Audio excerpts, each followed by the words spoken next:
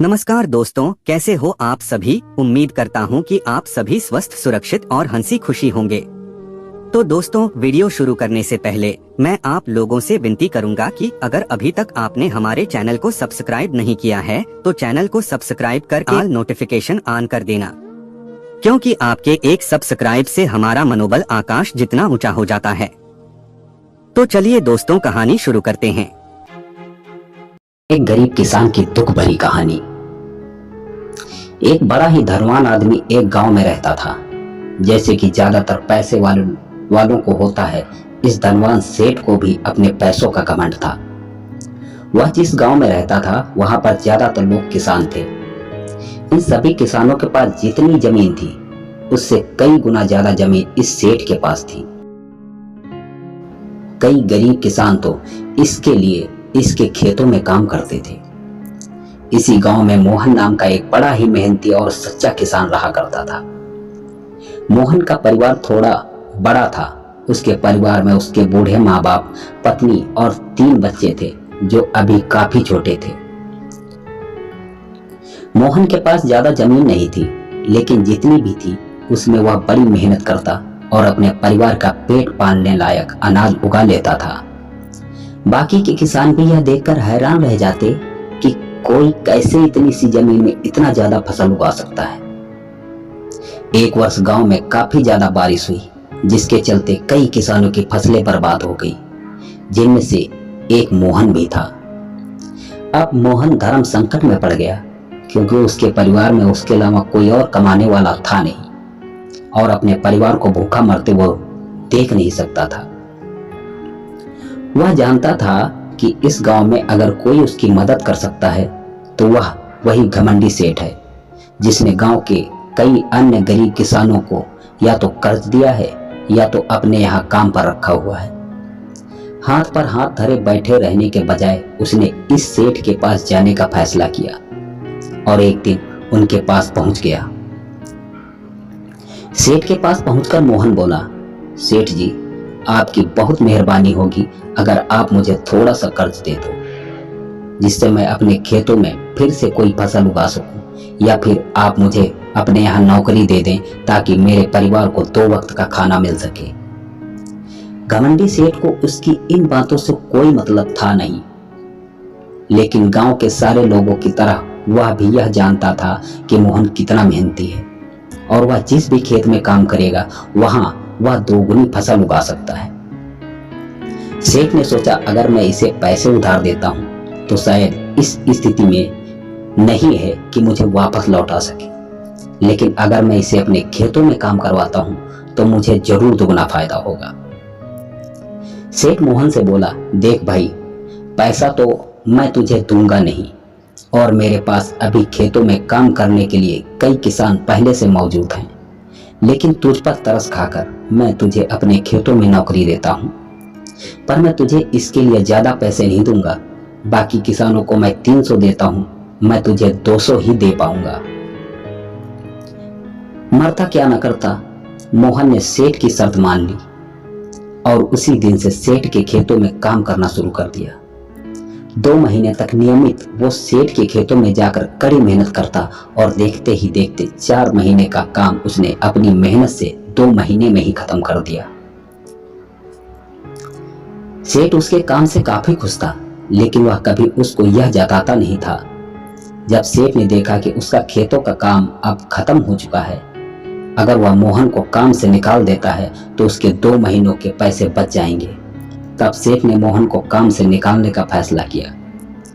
एक बार सेठ को यह विचार भी आया कि इतना मेहनती आदमी है, शायद उसे दोबारा ना मिले, लेकिन फिर उसने सोचा कि जब अगले साल काम आएगा तब उसे फिर से नौकरी पर रख लेगा। आखिर इस गांव में उसके अलावा है ही कौन जिसकी आगे ये लोग अपने हाथ फैलाएंगे। एक दिन सेठ ने मोहन को अपने पास बुलाकर उसको उस दिन का पैसा दिया और साथ में यह भी कहा कि कल से तुमको काम पर आने की जरूरत नहीं है। अब मेरे पास तुम्हारे लिए कोई काम नहीं बचा है। जब मेरे पास काम आएगा तो मैं तुम्हें बुला लूंगा। यह सुनकर मोहन का दिल बैठ गया। पिछले 2 महीनों से कम ही सही उसके बच्चों और परिवार के पेट में अन्न का दाना तो जा रहा था, अब वह क्या करेगा? यही सोचकर उसकी आंखों से आंसू निकल आए। मोहन ने सेठ के पैर पकड़ लिए और गिड़गिड़ाने लगा, सेठ जी, मुझे इस काम की बहुत जरूरत है, मुझे मत निकालिए। अपने मतलब से मतलब रखने वाला सेठ टस से मस ना हुआ। उसने खरी खोटी सुनाकर मोहन को वहां से चलता कर दिया और मन ही मन 2 महीनों की तनख्वाह बचने से खुश होने लगा।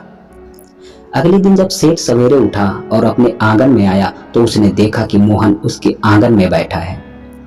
सेठ ने उसको पास बुलाकर पूछा कि क्या हुआ, तुम क्यों यहाँ पर बैठे हो? मोहन बोला, सेठ जी, मुझे वापस काम पर रख लीजिए। आप जानते ही हैं मेरी आर्थिक परिस्थिति कैसी है, थोड़ी दया कीजिए।